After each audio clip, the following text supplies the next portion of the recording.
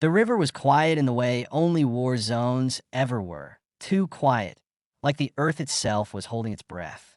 Moonlight slid across the black water in thin, trembling lines as the current pulled silently toward the rocks downstream. Beneath the surface, where the cold gnawed at muscle and bone, Lieutenant Mara Cade held her breath and waited. Her body was almost entirely submerged, camouflaged by river weeds and silt. Only her eyes, barely breaking the surface, tracked the shadows on the far bank. She had been motionless for so long that pain had faded into something distant and irrelevant. Years of training had taught her how to let discomfort become background noise, how to separate mind from body when survival demanded it. On the ridge above the river, the SEAL team was pinned down. The ambush had been flawless, too flawless. The enemy had known their route, their timing, even their fallback points. Within seconds of the first shot, chaos had erupted. 2 operators were down, wounded but alive. Communications were jammed. Extraction was minutes away, but minutes might as well have been hours when death was measured in seconds. Behind a shattered stone wall, Chief Walker pressed his helmet against the dirt as bullets snapped overhead. He clenched his jaw, eyes scanning the darkness. "We're done," someone whispered over the comms, barely audible beneath the gunfire. It wasn't panic. It was resignation. Walker didn't respond. He refused to give those words life. What none of them knew, what none of them could see, was that the plan had never relied solely on them escaping the kill zone. IT relied on her. Mara had been inserted 12 hours earlier, alone. No Overwatch team, no immediate backup. Her role was simple in theory and impossible in practice. Remain unseen, unacknowledged, and unremembered. If the ambush happened, and intelligence said it would, she was the contingency no one spoke about, the female sniper. The ghost. She adjusted her grip on the rifle, its barrel wrapped and sealed against the water. Every movement was deliberate, measured to the millimeter. Slowly, inch by inch, she let her body rise with the river's swell until her shoulders cleared the surface. Water slid silently from her suit. The night swallowed her whole. Across the river, silhouettes moved with confidence. Too much confidence. They believed the Americans were trapped, broken, waiting to die or surrender. They believed wrong. Mara's first shot broke the illusion. The sound was sharp, precise, final. One heartbeat, one pull the trigger, one enemy commander collapsing backward before he ever understood what had happened. The ripple of confusion was immediate. Shouts echoed. Weapons swung wildly toward the riverbank, firing blindly into darkness. Mara was already moving. She rolled, submerged again, letting the current carry her 5 meters downstream before resurfacing behind a fallen log. Her breathing never quickened. Her pulse stayed low. The second shot came from a new angle, taking out a heavy gunner who had been pinning Walker's team on the ridge. The SEALs froze. "What the hell was that?" someone muttered. Walker peeked over the wall, just in time to see an enemy fighter drop, his weapon clattering uselessly against stone. Then another fell. And another. The ambush began to unravel. From the river, Mara rose fully now, water cascading from her as she took a knee. Moonlight caught her silhouette for a fraction of a second. Long enough to see that the shooter wasn't who the enemy expected. Long enough for disbelief to flash across their faces. She didn't give them time to react. Her shots were methodical, ruthless, surgical. She wasn't fighting with anger or fear. She was correcting a mistake. The SEALs on the ridge pushed forward as one, instinctively sensing the shift. Walker shouted orders, his voice hard with renewed force. "Move. Now." As they advanced, the enemy broke. Some ran. Some tried to regroup. None succeeded. When the last echo of gunfire faded, the river returned to its silence, as if nothing had disturbed it at all. Mara lowered her rifle and exhaled slowly. Mission parameters complete. She melted back into the water, disappearing before anyone could reach her position. Minutes later, as extraction rotors thundered overhead, Walker stood scanning the riverbank. "She saved us," one of the operators said quietly. Whoever she was. Walker nodded once. "Yeah, she did." He didn't say her name. He never would, because legends didn't need introductions. The helicopters lifted away just as the sun cracked the horizon. blades carving the morning air into thunder. Eleanor Cross stood inside the open bay of the lead aircraft, one hand gripping the rail, the other resting calmly at her side. Below, the detention facility shrank into a gray scar on the desert landscape. Silent now, exposed, no longer hidden behind secrecy or arrogance. She did not look back. She never did.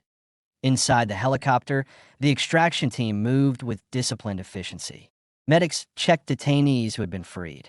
Intelligence officers secured hard drives, documents, and devices recovered from the compound. The lieutenant who had addressed her earlier hovered nearby, clearly struggling to reconcile the woman he'd seen in a cell with the admiral now standing before him. "Ma'am," he finally said, raising his voice over the noise. "Permission to speak freely?" She turned slightly, eyes steady. "Granted. I didn't know," he said. "None of US did. When they ordered," he stopped himself. "I am sorry." Eleanor studied him for a moment. Not as a superior officer, but as a human being. "You followed procedure based on the information you had," she said evenly. "Responsibility lies higher up the chain. Always does." The lieutenant nodded, visibly relieved that as the helicopter banked toward the sea, Eleanor allowed herself a brief internal assessment. The mission had succeeded, but success always came with aftershocks. Intelligence recovered from the facility confirmed her suspicions. Names, bank transfers, black market military tech routed through shell companies. This wasn't just corruption, it was betrayal at an international level. And someone inside the system had allowed it to grow. 3 hours later, aboard the destroyer USS Resolute, Eleanor stepped onto the deck. Sailors snapped to attention instantly, recognition spreading like electricity. Whispers followed her. "That's her. Admiral Cross." The ghost admiral. She acknowledged them with a brief nod and headed straight for the secure briefing room. Inside, screens lit the walls. Admirals, intelligence chiefs, and civilian defense officials appeared via encrypted video feeds. Faces hardened as she entered.